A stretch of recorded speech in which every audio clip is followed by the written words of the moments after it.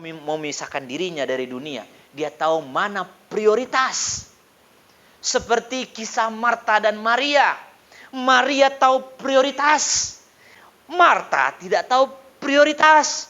Dua-duanya sama penting. Marta menyiapkan makanan untuk mereka makan. Kalau tidak makan mati kan? Tapi Maria mau mendengar firman Tuhan, duduk di kaki Tuhan. Mendengar firman Tuhan. Karena Marta berpikir firman Tuhan itulah yang memberi hidup. Bukan manusia hidup dari roti saja atau makanan saja. Menurut Maria.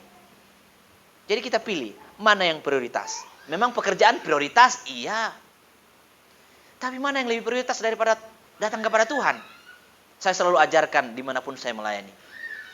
Korupsi terbesar di dunia ini bukan korupsi uang. Korupsi terbesar di dunia ini bukan korupsi pekerjaan. Tapi korupsi terbesar di dunia ini adalah mengkorupsi waktu Tuhan, biarpun sedikit saja. Kita dikasih waktu 7 hari, 6 hari mal. Tuhan mau bilang apa? Hari ke-7, harinya Tuhan beribadah. Bukan 1 hari full, bahkan hanya 2 jam saja. Kita tempatkan waktu untuk datang kepada Tuhan. Tapi masih banyak manusia yang mengkorupsi 2 jam itu. Dengan bekerja. Bayangkan betapa jahatnya kita sama Tuhan. Mengkorupsi waktu yang Tuhan berikan. Tuhan bilang apa? 6 hari lamanya engkau bekerja. Masa 1 hari untukku. Tidak 1 hari full malah. 2 jam untukku. Tak bisa kau datang ibadah. Dengan berbagai alasan. Jadi Bapak Ibu, jika selama ini kita banyak korupsi, bertobatlah. Supaya kita tidak masuk penjara. Penjaranya Tuhan. Masuk penjara Tuhan tidak perlu diadili seperti undang-undang yang kita anut ya. Dengan cara Tuhan. Jadi jangan pernah belajar korupsi ya waktu Tuhan. Jadi kalau ibadah ditentukan jam sekian, waktunya sekian datang. Dengan menghargai waktu yang Tuhan sediakan.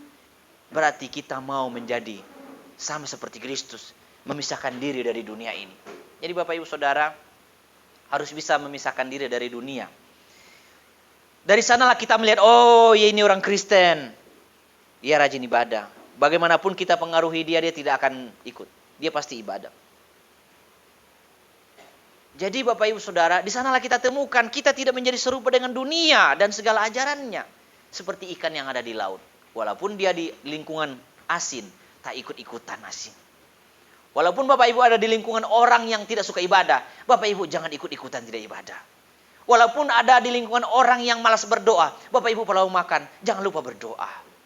Walaupun ada di lingkungan orang yang suka mabuk, Bapak Ibu jangan juga ikut-ikut mabuk. Walaupun ada di lingkungan orang yang suka merokok, Bapak Ibu juga jangan suka-suka merokok. Bagaimana Bapak Ibu? Lingkungan kita seram? Seram atau biasa saja? Atau kita malah yang seram dari lingkungan? Jangan sampai kita lebih seram daripada lingkungan sehingga kita tidak jadi terang di sana ya. Justru kita jangan menjadi serupa, justru menjadikan semua serupa dunia melalui kita. Jangan. Bapak Ibu yang terkasih di dalam nama Tuhan kita Yesus Kristus. Inilah yang dimaksud dengan yang kudus. Memisahkan diri. Bukan soal kita tak berdosa, tak bercela. Makanya Bapak Ibu kenapa setiap kali kita ibadah ada pengampunan. Bapak Ibu pengampunan itu setiap hari atau setiap saat. Anugerah keselamatan 1 kali seumur hidup. Bapak Ibu yakin sekarang diselamatkan, amin? Atau ada yang belum yakin diselamatkan? Bapak Ibu kalau mati hari ini yakin enggak masuk surga? Saya tanya ulang, boleh jawab. Bapak Ibu kalau mati sekarang, saya tidak sumpahi ya. Nanti kalau ada yang mati cari saya lagi. Jadi kalau ada yang mati hari ini, Tuhan izinkan, Bapak Ibu yakin masuk surga? Amin? Kalau ada yang belum yakin, bisa hubungi Pak Gembala di sini ya. Itu dilayani khusus lagi ya. Jadi Bapak Ibu Saudara yang terkasih di dalam nama Tuhan kita Yesus Kristus, orang yang sudah dikhususkan, orang yang dipisahkan, Bapak Ibu Saudara, dia tahu menempatkan dirinya di hadapan Tuhan. Jadi kalau kita mengalami apapun, tidak takut kehilangan kemuliaan Allah. 1 kali seumur hidup, dan itu tidak akan hilang. Keselamatan orang Kristen 1 kali seumur hidup, dan itu tidak akan hilang. Tetapi pengudusan karena dosa itu akan terjadi tiap-tiap waktu. pada saat orang itu berdosa, ingat Tuhan. Oh ya, aku berdosa, minta ampun sama Tuhan. Itulah bedanya kita dengan dunia, Bapak Ibu. Kita tidak akan lepas dari dosa. Iya, kita hidup di dunia. Tapi yang membedakan kita dengan dunia adalah ketika kita berdosa, kita langsung datang kepada Tuhan meminta pengampunan.